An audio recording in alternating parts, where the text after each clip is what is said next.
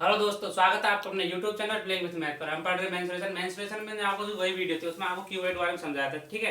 अब आज पढ़ेंगे उससे रिलेटेड क्वेश्चन, ठीक है। तो वही वीडियो में मैंने आपको उससे रिलेटेड क्वेश्चन बताए थे। तो क्वेश्चन क्या है आज का आपका कि 6 क्यूब रूट 4 भुजा वाले एक ठोस धातु के घन को पिघलाकर 12 सेंटीमीटर लंबाई और 9 सेंटीमीटर चौड़ाई वाले घनाभ में डाला जाता है। तो घनाभ विकर्ण की लंबाई ज्ञात कीजिए। तो क्या होता है कि देखो, जो घन होता है और घनाभ होता है, इनका दोनों क्या होता है, आयतन सेम होता है। हाँ, शेप अलग अलग होती है इनकी। जैसे घनाभ में क्या होती है, लंबाई चौड़ाई ऊंचाई अलग होती है, लेकिन जो घन होता है उसमें सारी शेप क्या होती है, सेम होती है, लंबाई चौड़ाई और ऊंचाई, ठीक है। तो जो घनाभ है उसको किसमें परिवर्तित किया जा रहा है, जो घन को घनाभ में परिवर्तित किया जा रहा है। तो जो घन का आयतन होगा और जो घनाभ का आयतन होगा, आयतन हमेशा सेम रहता है। चाहे बेशक मतलब जो शेप है वो चेंज हो जाती है। जैसे कि सपोज करो, ये घन को एक किसी बेलन में परिवर्तित कर दिया जाएगा, या फिर किसी गोले में परिवर्तित कर दिया जाएगा, या फिर किसी शंकु में परिवर्तित कर देंगे, तो क्या होगा, जो आयतन होगा वो हमेशा क्या होगा, सेम होगा, ठीक है ना। तो क्या करते हैं, देखो क्वेश्चन करने के लिए दोनों का आयतन क्या होगा, बराबर होगा। इधर लिख देंगे, देखो घन का आयतन बराबर अब घनाभ का आयतन,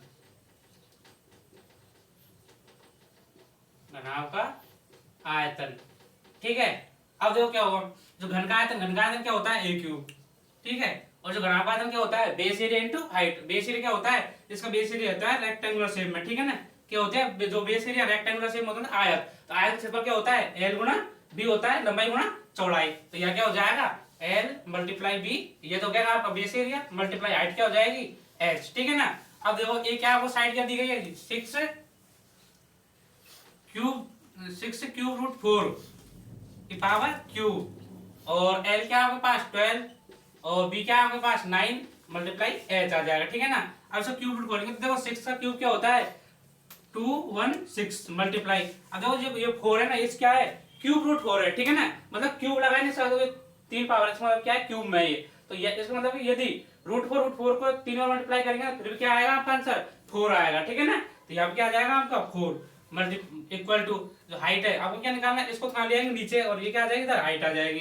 तो 12 मल्टीप्लाई 9, 4 3 जा 12, 3 बार, और 3 को से करेंगे तो 3 7 जा 21, और 3 2 जा 6, फिर 9 से करेंगे 9 8 जा 72 आ जाएगा, ठीक है ना। तो हाइट क्या आ गई आपके पास, तो हाइट आ गई 8 सेंटीमीटर आ गई, ठीक है ना। अब हम लोग क्या निकालना है, हमको निकालना है घनाभ का विकर्ण की लंबाई। तो घनाभ विकर्ण क्या होता है, घनाभ विकर्ण होता है root L square plus B square plus H square होता है, ठीक है। अब जो क्या करेंगे, घनाभ का विकर्ण यहाँ ले देंगे साइड में, घनाभ का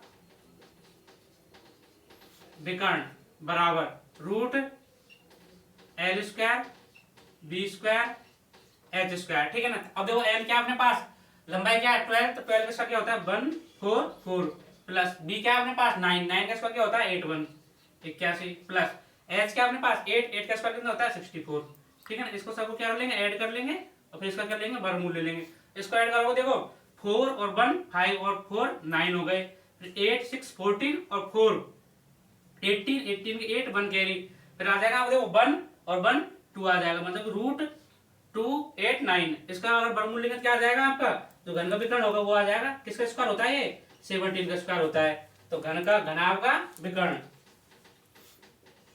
घनाभ का विकर्ण, ठीक है। घनाभ विकर्ण क्या होगा, ये आपका घनाभ विकर्ण हो जाएगा आपको रूट 17। इसके अलावा था हमारा नेक्स्ट क्वेश्चन। तो नेक्स्ट क्वेश्चन क्या है हमारा, ठीक दोस्तों। तो हमारा नेक्स्ट क्वेश्चन क्या है, नेक्स्ट क्वेश्चन है हमारा कि एक घन है, 3 घन है, ठीक है। 3 घनों को रखा जाता है एक साथ, और जो इनसे बनता है वो क्या है, घनाभ। घनाभ का आपको संपूर्ण परिष्ठ क्षेत्रफल ज्ञात करना है। तो देखो ये क्वेश्चन क्या है, बार बार एग्जाम आते रहता है, तो इसमें क्या हम कंफ्यूज रहते हैं। तो करना कैसे, भाई 3 घन है, 3 घनों को कैसे रखे, 3 घनों को एक साथ ऐसे रखे ऊंचाई में एक साथ तीनों को, या फिर तीनों को ऐसे लंबाई में रखे एक साथ, तो कैसे रखना है। तो इसमें देखो क्या होता है, इसको या तो आप हाइट के हिसाब से रख लो, या फिर आप इसको लंबाई के साथ रख लो। अब ऐसे तो है नहीं है, ये देखो ऐसे रखा आ जाएंगे, तो एक घन यहाँ आ गया, एक घन यहाँ आ गया, और एक घन यहाँ आ गया, इससे क्या कुछ भी नहीं निकलेगा। नहीं तो आप इसका न तो घनाभ बनेगा आपका, न कोई और शेप बनेगी। तो क्या करेंगे, इसको रखते हैं, या तो आप लंबाई के हिसाब से रखो, या फिर इसकी चौड़ाई के हिसाब से रखो, मतलब ऐसे लाइन में, ठीक है ना। अब देखो जैसे ये है आपका घनाभ, एक घनाभ ये बनाया मैंने, एक घनाभ तो ये बन गया आपका, ठीक है ना। अब देखो सेकंड क्या है आपका, एक घनाभ आपका ये बन गया, ठीक है ना।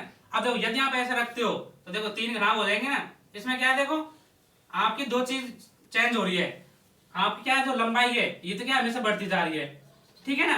तो और हाइट है और चौड़ाई है ये क्या होगी, सेम होगी। हाइट और चौड़ाई क्या होगी, सेम होगी। जैसे ये भी ये है आपकी 6 सेंटीमीटर, तो 3 गुना हो गए ना, तो देखो 6 6 6 तो कितने होगा, ये लंबाई तो होगी आपकी 8 सेंटीमीटर 18 सेंटीमीटर, ठीक है ना।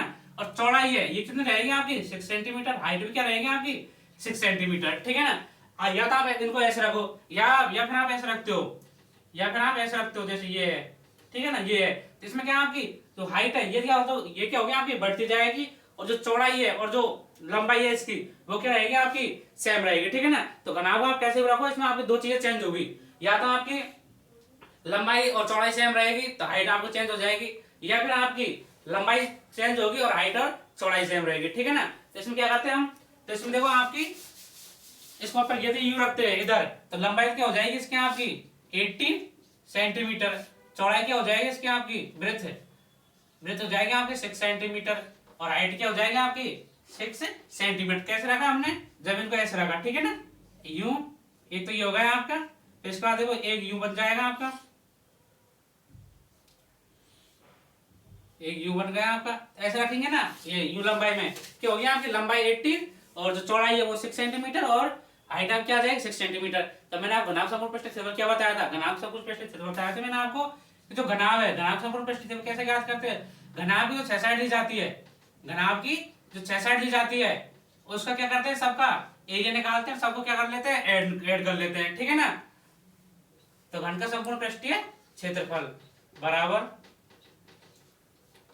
देखो दो कोष्टक एल बी बी एच और एच एल, ठीक है ना। ये क्या होती है देखो, एल फोर लंबाई, लंबाई गुणा चौड़ाई, चौड़ाई गुणा ऊंचाई और ऊंचाई गुणा लंबाई हो जाएगी, ठीक है ना। अब देखो 2 कोष्टक लंबाई क्या है आपकी 18 मल्टीप्लाई 6 प्लस 6 मल्टीप्लाई 6 प्लस फिर क्या आ जाएगा आपका, हाइट क्या आएगा आपकी 6 मल्टीप्लाई 18, ठीक है ना। अभी क्या कर ले, सबको मल्टीप्लाई कर लेते हैं, ठीक है ना। तो क्या हो जाएगा 86 108 प्लस 6 को क्या हो जाएंगे 36 प्लस 86 108, इनको ऐड करेंगे 18 18 16 16 और 6 22 का 2 आ जाएगा और कैरी 2 लगेगी तो 3 और ये 0 0 ऐड करेंगे और इसके बाद 2 ऐड करेंगे क्या हो जाएगा 3 2 5 और 1 और 2 क्या हो जाएगा 2 5 2 5 2 हो जाएगा, ठीक है ना। इसको करते हैं 2 से मल्टीप्लाई कर देंगे 4 5 2 10 और 2 2 4 1 5 सेंटीमीटर स्क्वायर आ जाएगा, ठीक है ना। तो ये क्या आएगा घनाभ का समकोण पृष्ठ क्षेत्रफल आएगा, ठीक है दोस्तों। अब मिलते हैं नेक्स्ट वीडियो में नए कंसेप्ट के साथ में।